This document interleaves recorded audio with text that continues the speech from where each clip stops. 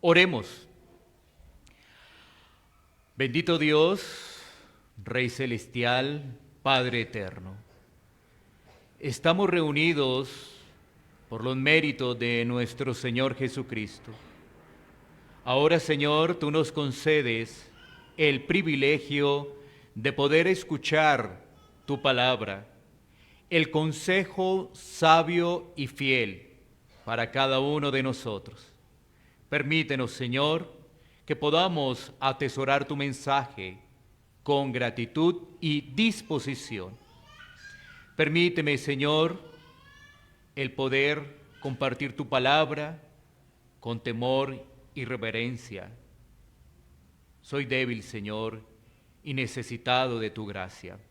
Ayúdanos, Señor, como iglesia local, como congregación, a recibir diligentemente tu palabra.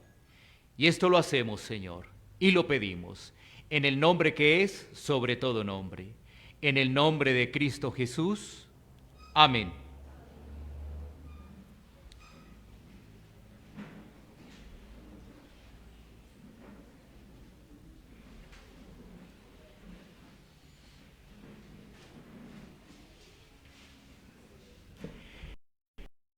Vamos a continuar con la exposición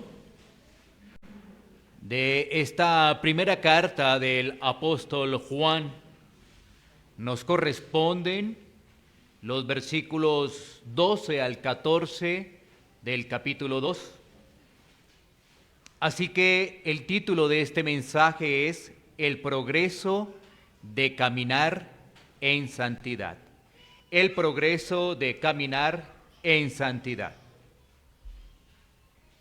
En el diseño de Dios, observamos que todo tiene un proceso. Por ejemplo, para poder observar la belleza de un árbol lleno de hojas coloridas y fruto, primero se tuvo que sembrar. Ese árbol que se observa bello comenzó siendo una semilla. También observamos en el reino animal que los críos no quedan pequeños, sino que van creciendo para poder alimentarse y cuidarse de los peligros de los depredadores. Así también es el ser humano, que nace, entonces es pequeño y después crece llegando a su adultez, avanzando en su madurez. Ahora, en la vida espiritual, nos presenta la Biblia, también tiene esas características. Sin embargo, muchas personas tienen confusiones sobre su crecimiento espiritual. Piensan que saber mucho es sinónimo de madurez. Dicen que son maduros, pero sus decisiones se concentran todavía en lo temporal. Sus emociones contradicen el dominio propio que deben tener. De igual forma, no son activos al diálogo, sino que son propensos a la murmuración y al señalamiento. Pero en medio de este panorama, de esas confusiones, hay también otros que avanzan en su madurez, donde se resalta que el conocimiento lo lleva más a la humildad y a la dependencia a Dios. Su mirada está puesta en lo celestial y no en lo temporal de esta vida. Son atentos para escuchar, para dialogar y argumentar con base a la palabra. Así que este pasaje en el cual vamos a estar meditando nos va a hablar del progreso del caminar en santidad y nos muestra 3 lineamientos para poder destacar en estos versículos. ¿Cuáles son? Tú los puedes observar cuando miras una vez más este pasaje. Lo primero, el perdón de pecados. Lo segundo, el conocimiento de Dios. Y lo tercero, venciendo al enemigo. Quiero volverte a repetir para que tengas presente estos lineamientos. El primero, el perdón de pecados. El segundo, el conocimiento de Dios. Y el tercero, venciendo al enemigo. Analiza lo siguiente. Esta lista que acabo de mencionar acompaña al creyente toda su vida en esta tierra. Lo que ocurre es que dependiendo de su estado espiritual, las afrontará de una u otra forma. En el pasaje, el apóstol Juan entregando argumentos sobre la seguridad de salvación. Eso es lo que hemos visto al inicio del capítulo 2. Pero ahora en este segmento hay un pequeño resumen donde los lectores de la carta podrían comprender que la iglesia del Señor Jesucristo, está compuesta por personas que van llegando y van desarrollando un crecimiento. Pero también hay otras personas que ya estaban en la iglesia y esas personas están avanzando en su madurez. Esa es la iglesia del Señor Jesucristo. Unos son fuertes, otros son débiles. Unos van llegando, otros ya están. Ahora, para abordar el progreso del caminar en santidad, es pertinente hacer algunas aclaraciones sobre ese caminar en santidad y ese progreso.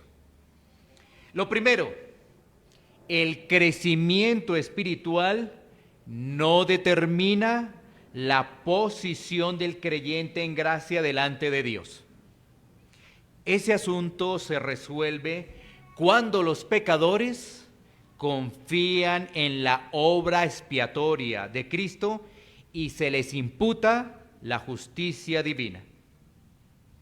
Lo segundo, el crecimiento espiritual no afecta el amor de Dios hacia los creyentes. Recordemos que ninguno de los atributos, ninguna de las perfecciones de Dios cambian. Dios no cambia, Él es inmutable.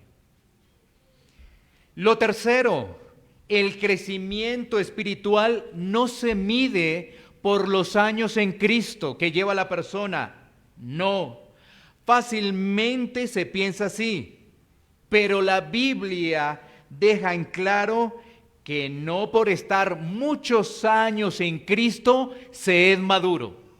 Muy importante también aclarar ello. Y por último, dentro de estas aclaraciones, el crecimiento espiritual no tiene que ver con el desarrollo de una actividad ministerial que para los ojos de los demás sea exitosa. No, no tiene nada que ver con eso. Los demás pueden ver ese ministerio como algo exitoso, pero eso no tiene nada que ver con la madurez. Ni tampoco el crecimiento espiritual es algo místico. ¿Sí? Teniendo esas 4 aclaraciones, es importante desarrollar el tema. Muy importante que tengas en cuenta esas 4 aclaraciones. No, una vez más, el crecimiento espiritual no determina la posición del creyente delante de Dios. El crecimiento espiritual no afecta el amor de Dios hacia el creyente. El crecimiento espiritual no se mide por los años y no tiene que ver con el desarrollo de una actividad ministerial exitosa que pueden observar los demás.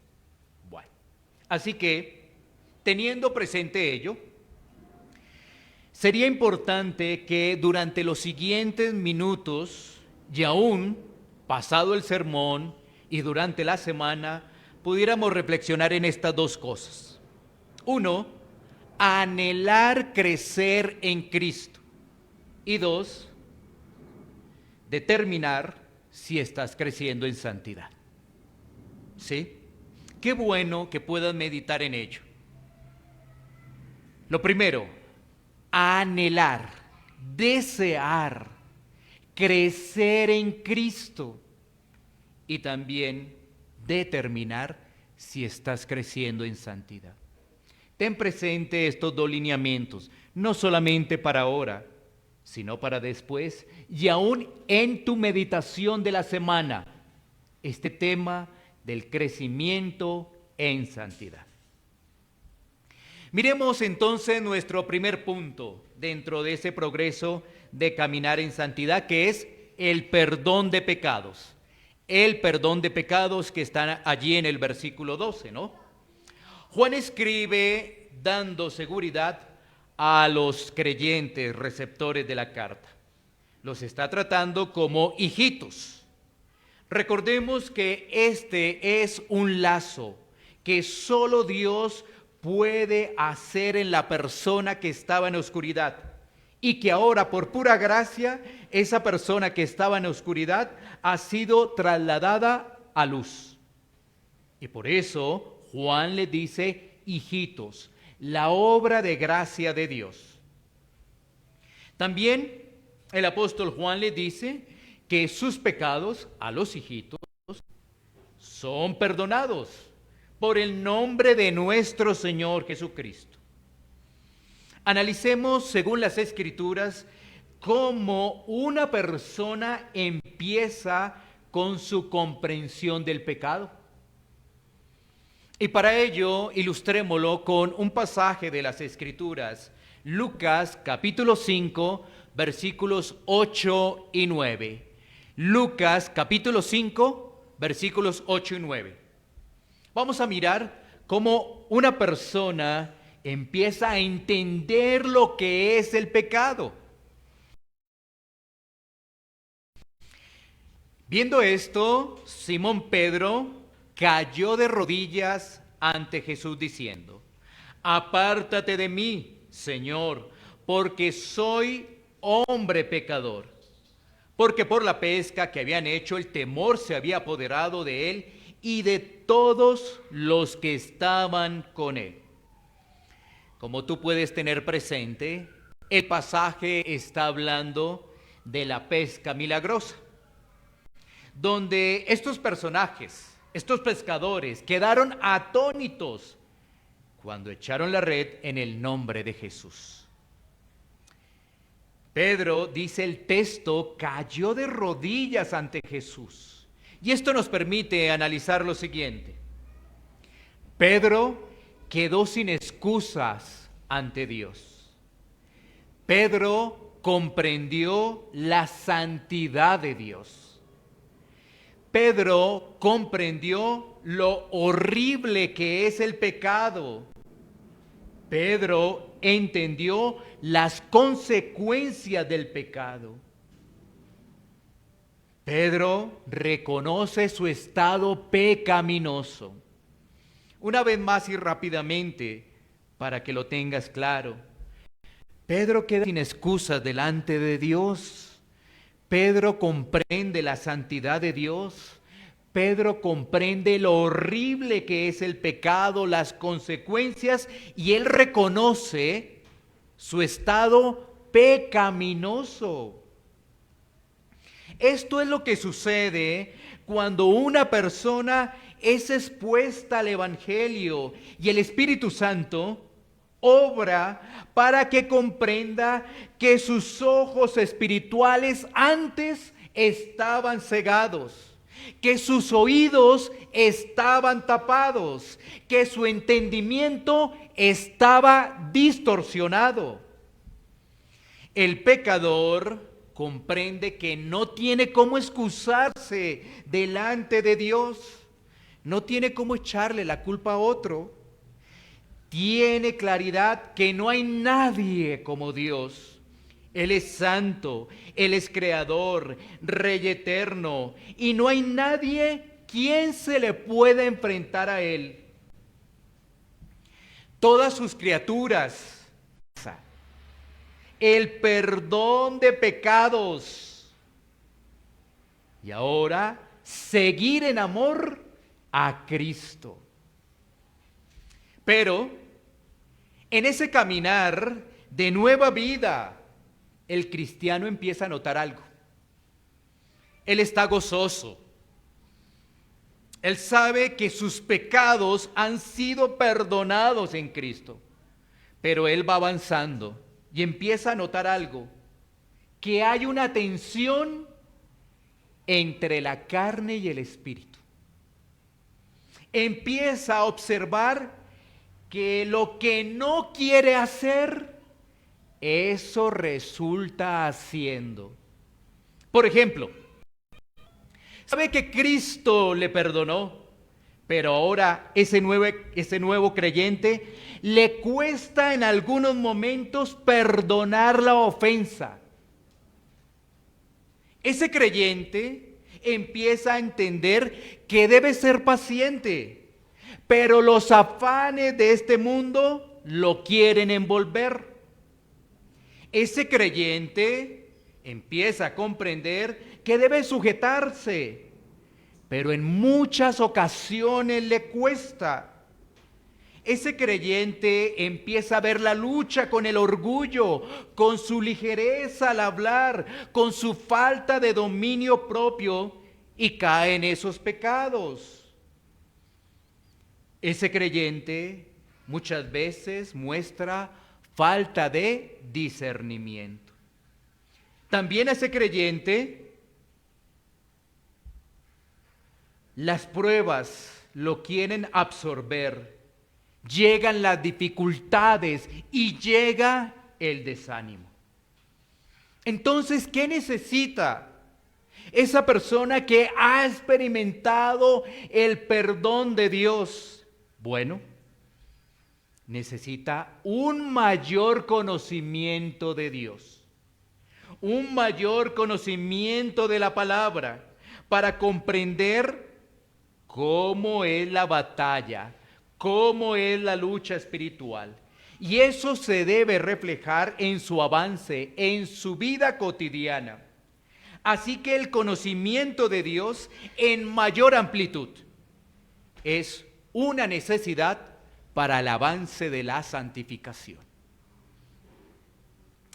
Ese conocimiento comienza también cuando es expuesto a la palabra, como lo hemos dicho, pero necesita un desarrollo.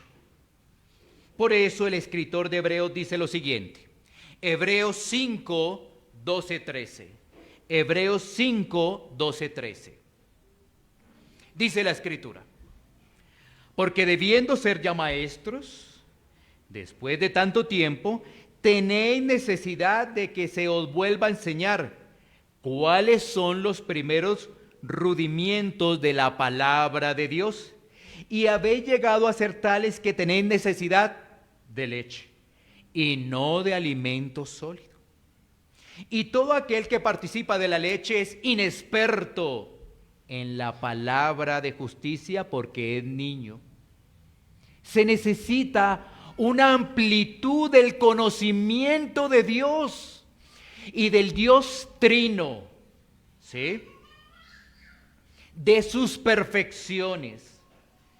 ¿Y por qué? Porque el creyente anhela conocerle más para adorarlo con más intensidad. Y tenemos un breve ejemplo en el Salmo 102, 25, 27. Salmo 102, 25, 27, donde se nos habla de sus perfecciones, atributos. Mira lo que dice allí el salmista. Desde el principio, tú fundaste la tierra y los cielos son obra de tus manos. Ellos perecerán, mas tú permanecerás. Y todos ellos como una vestidura se envejecerán. Como un vestido los mudarás y serán mudados. Pero tú eres el mismo y tus años no se acabarán. Cuando tú tienes referencia de estas palabras, ¿qué te lleva a recordar esto? Bueno, varias cosas de quién es Dios. Dios es creador. Dios es todopoderoso. Dios es eterno. Dios es inmutable. Dios es sabio. Dios es soberano. Esto que acabamos de describir, tú lo puedes observar a través de estos versículos donde el salmista está hablando de Dios. Pero también el creyente empieza a analizar las bondades recibidas en la salvación.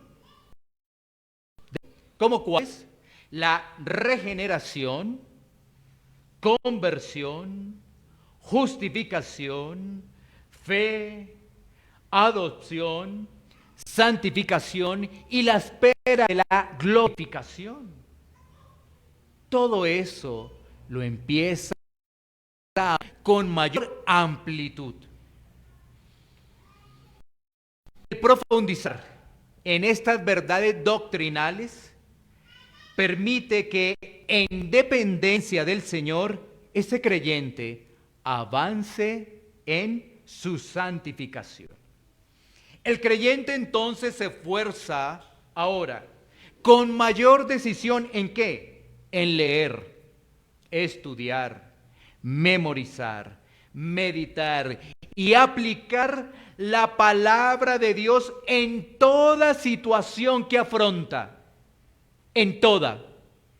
Así que él se esfuerza en Cristo, en leerla, leer la palabra, en estudiarla, en memorizarla, en meditarla y aplicarla en toda situación que tiene el creyente. ¿Para qué? Para que cada vez más se parezca a Cristo. Cada vez más se parezca al Salvador. Segunda a los Corintios 3:18 nos recuerda lo siguiente. Segunda a los Corintios 3:18. Por tanto, nosotros todos, mirando a cara descubierta, como en un espejo la gloria del Señor, somos transformados de gloria en gloria en la misma imagen, como por el Espíritu del Señor. Así que, como hemos dicho, lo que el creyente va aprendiendo, lo va practicando, teniendo fortaleza para enfrentar sus batallas espirituales, porque ha vencido al maligno, como lo dice el pasaje de Juan. ¿Sí ves el desarrollo? Los pecados, el conocimiento de Dios y venciendo al maligno. Su crecimiento en la doctrina que le permite tener discernimiento frente a los sistemas falsos religiosos que engañan al mundo y llevan a la condenación. Ese cristiano avanza, desarrolla con más firmeza humildad, paciencia y se fortalece frente a los ataques del enemigo. Efesios 6:11 nos dice: vestidos de toda la armadura de Dios, para que podáis estar firmes contra las acechanzas del diablo. El pasaje nos recuerda que nos entrenamos en la palabra y así podemos estar firmes frente a todas las artimañas del enemigo. Miremos cómo hemos avanzado hasta el momento. Primeramente, una persona recibe la exposición de la palabra, sabe que es pecador, Dios lo ilumina para poder entender ello. Tiene claridad de que Dios es santo y que Dios no dejará sin castigo al culpable. Entonces, ¿qué hace? Acude a Cristo como Señor y Salvador para recibir el perdón de sus pecados. Ya viene la vida cotidiana del creyente, ¿no? El día a día. Entonces, en esa vida cotidiana, observa que hay luchas. Se presentan dificultades, pruebas, tribulaciones, que vienen los desánimos. En medio de todo eso, Dios está utilizando esas dificultades ¿para qué? Para que tú dependas más del Señor y puedas profundizar en el estudio de la palabra y te puedas concentrar con mayor diligencia en los medios de gracia que Él ha instituido para el crecimiento del creyente. Así poder enfrentar las batallas espirituales. Y todo eso se va concentrando ¿en qué? Crecimiento, en santidad. Ahí está el progreso, ahí está el avance del creyente. Ahí está cómo se enfrenta o cómo puede enfrentar en Cristo las batallas espirituales.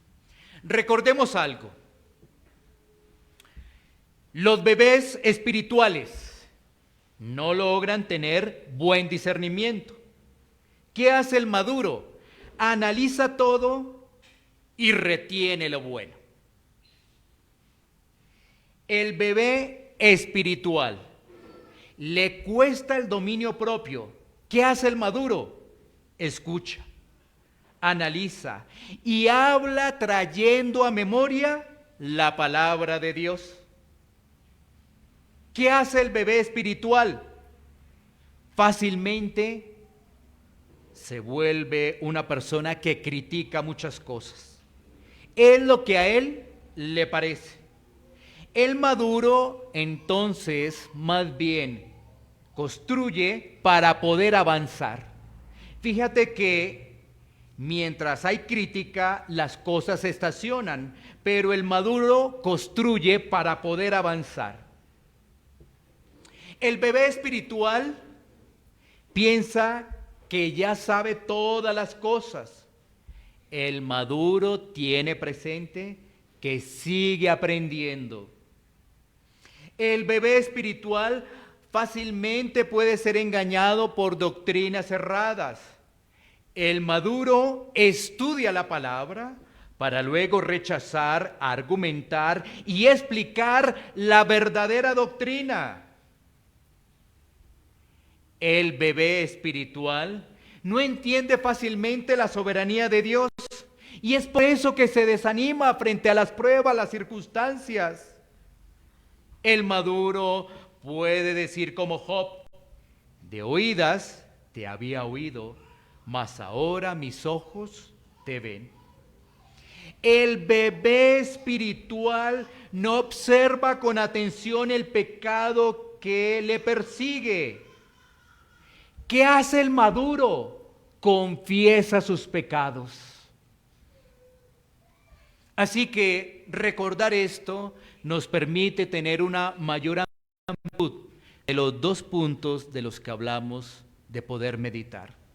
Anhelar crecer en Cristo y examinarnos cómo estamos creciendo en santidad.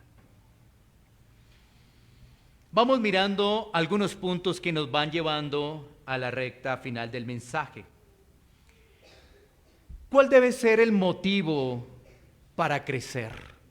¿Cuál debe ser la motivación para crecer? Bueno, fíjate que algunos desean crecer para llenarse de conocimiento y ganar debates teológicos y apabullar a los demás. Otros quieren crecer con el fin de ser admirados porque tienen conocimiento doctrinal y responden a todas las preguntas que se plantean. Pero realmente esas deben ser las motivaciones de un creyente: llenarse de conocimiento, poder responder todas las preguntas y aún ganar los debates teológicos. ¿Esa sería la motivación correcta? Esa no es una buena motivación. El motivo para crecer debe ser parecernos a nuestro Salvador. No debe haber otra motivación fundamental que exaltar el nombre de Cristo. Recuerda, Cristo es la perla de precio incalculable. Cristo es el olor fragante que irradia luz a los pecadores. No debe haber otro motivo para crecer sino Cristo. Debemos anhelar crecer para parecernos a Cristo. Él es nuestra motivación. Él es nuestro mayor y mejor deseo, Cristo. Entonces surge aquí la pregunta: ¿estás creciendo? Y para ello, sin duda, lo que hemos venido desarrollando del capítulo 2 de Juan hasta el momento nos ayuda para poder tener exámenes adecuados a la pregunta si estamos creciendo. ¿Sí? Cuando nosotros vamos a Primera de Juan, capítulo 2, versículo 1, dice lo siguiente: hijitos míos, estas cosas os escribo para que no pequéis. Y si alguno hubiere pecado, abogado tenemos para con el Padre, a Jesucristo el justo. Así que, frente a esta pregunta, algunos podrían decir afirmativamente: voy en ese camino porque yo le digo al Señor: Padre, perdona mis pecados. Padre, soy un pecador. Sin embargo, quizás ese tipo de argumento es ligero,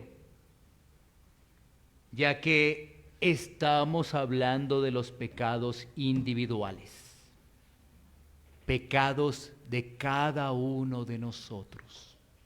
¿Sí? Por ejemplo, esos pecados cuando hay murmuración, esos pecados cuando se habla de forma despectiva de alguien, esos pecados cuando uno se compromete a algo y no lo hace, esos pecados cuando uno deja de leer la palabra diligentemente, esos pecados cuando uno trata ásperamente a la esposa, esos pecados cuando uno no hace las cosas con diligencia. Es decir, confiesas el pecado específico. El pecado específico. Cuando tú mientes, cuando quieres pasar por encima del otro, cuando solo quieres ganar debates teológicos, cuando no te sujetas como lo dice la palabra. Es allí el punto para analizar nuestro crecimiento, porque nos estamos dando cuenta del pecado que nos persigue. Dice la Escritura que el pecado está a la puerta. No es solamente decir: Señor, perdona mis pecados, sino es poder identificar el pecado propio. No como si fuera algo general para salir y quedar bien delante de Dios. Recuerda, hemos hablado del conocimiento de Dios. Dios conoce absolutamente todo. Y a Dios no podemos engañar y fácilmente le podemos decir: Dios, perdona mis pecados. ¿Pero cuáles?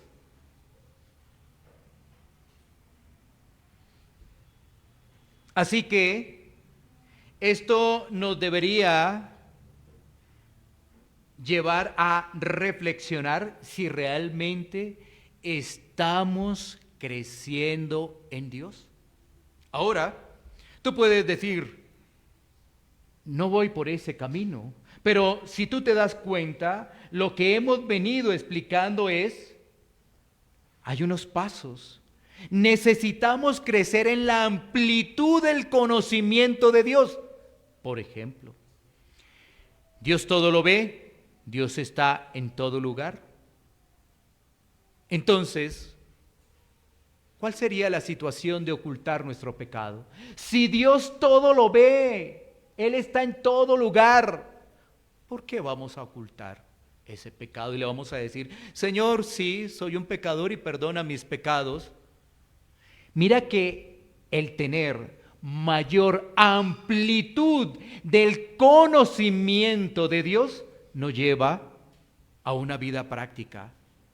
Me he dado cuenta de mi pecado, no fui diligente con mis palabras hacia otra persona, yo confieso mi pecado ante Dios. Démonos cuenta que el no analizar ello nos hace unas personas que no estamos tomando en serio el pecado. Y la pregunta es, entonces, ¿cómo estás batallando? Entonces, no estás batallando. ¿O cómo lo estás haciendo? ¿Sí? Ahora, fíjate que debemos tener una claridad del pecado y del conocimiento de Dios. Y fíjate que, una vez más, desarrollando allí el capítulo 2 de Juan, el versículo 3 nos dice: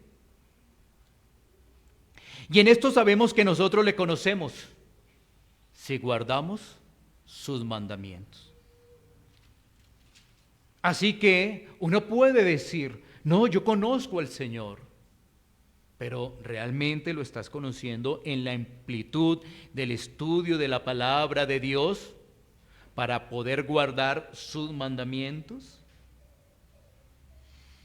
Y teniendo claridad de eso, sin duda el creyente va a poder avanzar y se va a colocar la armadura de Dios para poder batallar con diligencia y poder seguir adelante dentro de su madurez. Ahora, también viene la pregunta, ¿no? ¿Cómo estamos con la armadura de Dios? ¿O simplemente dejas que tus derrotas hagan parte de la cotidianidad de tu vida?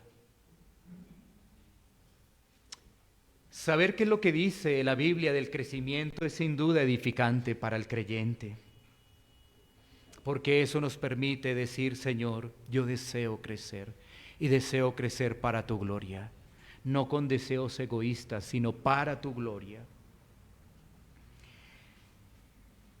Que este mensaje pueda traer un ánimo y una disposición y anhelo para el crecimiento cristiano y así también analizar tu vida espiritual.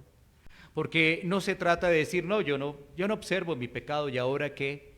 No, la Biblia nos da el paso a seguir. No nos podríamos quedar, ¿y ahora qué? No, la Biblia nos da el paso a seguir. Entremos en la parte final.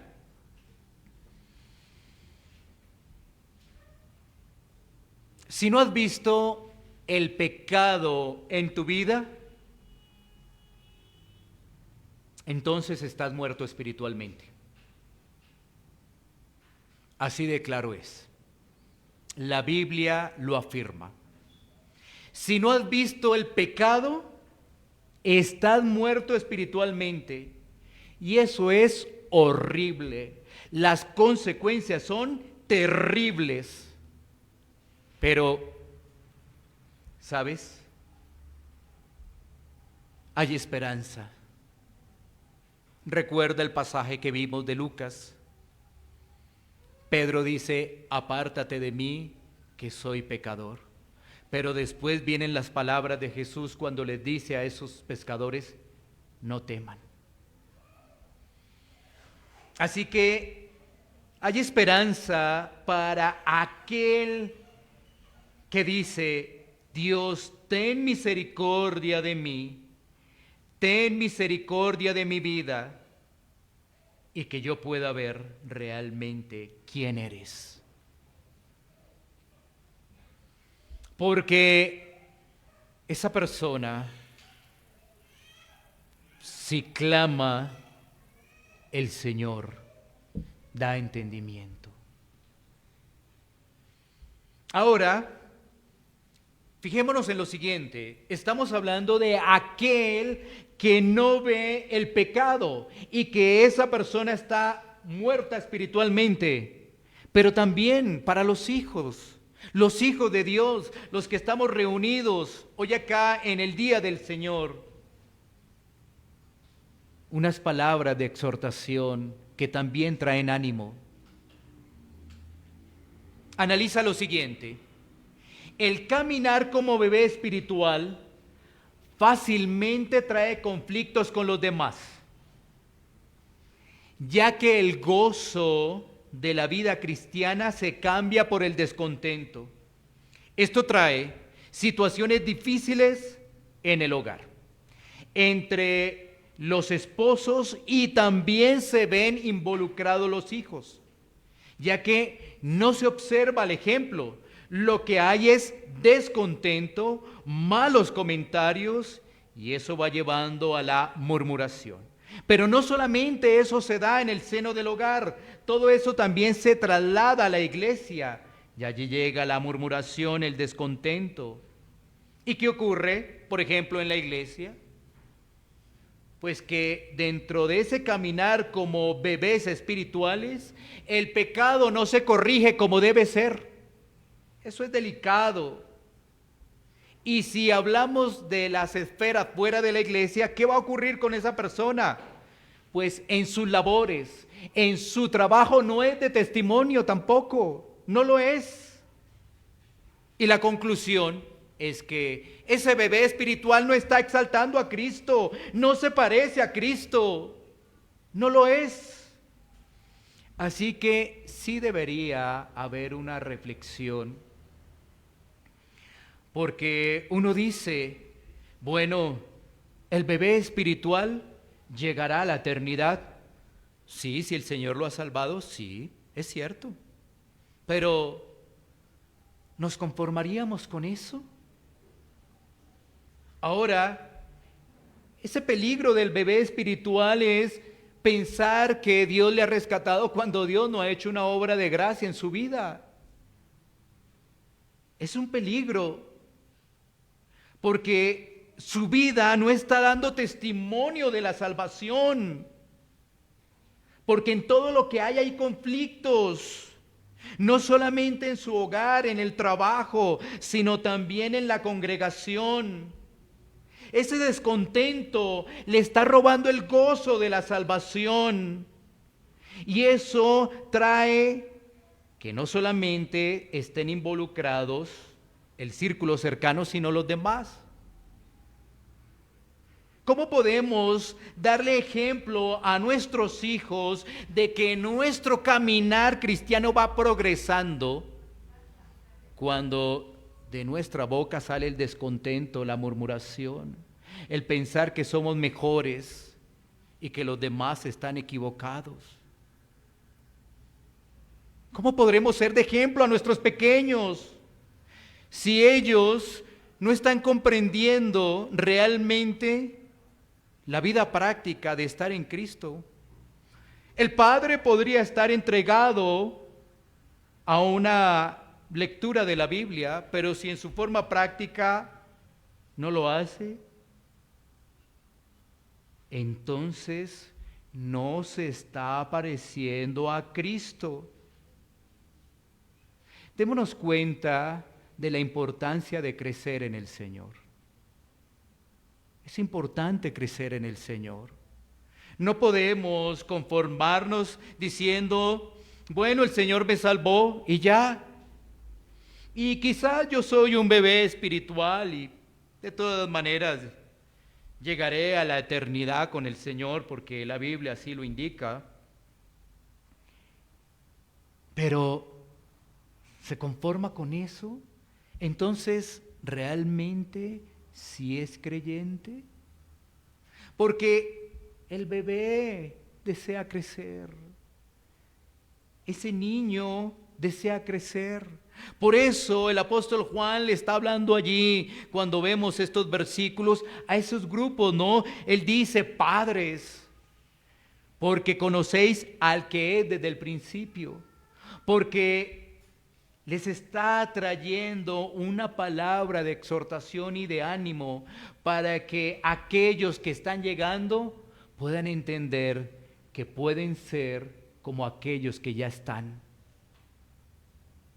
Claro, no es fácil, porque sabemos que hay una lucha con las fuerzas de las tinieblas, pero nuestra lucha es en Cristo, y estando en Cristo podemos tener las herramientas para combatir.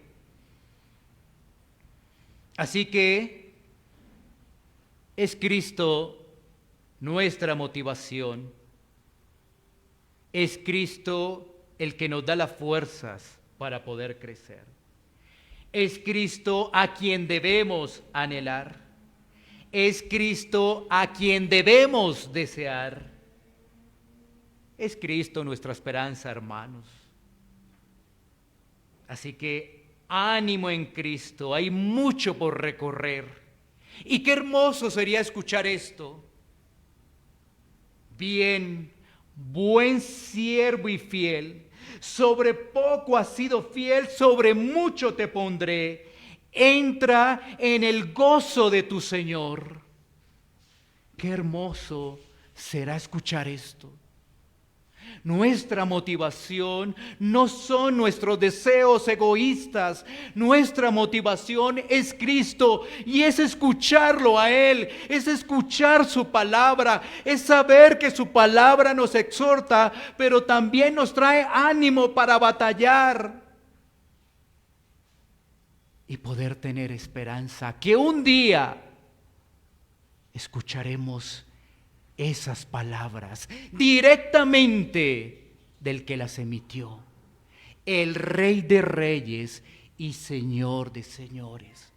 Así que ánimo, mis hermanos, y aquel que no ha visto el pecado, cuidado, cuidado, el peligro es inminente, cuidado. Que Dios tenga misericordia. Vamos a tomar un tiempo para poder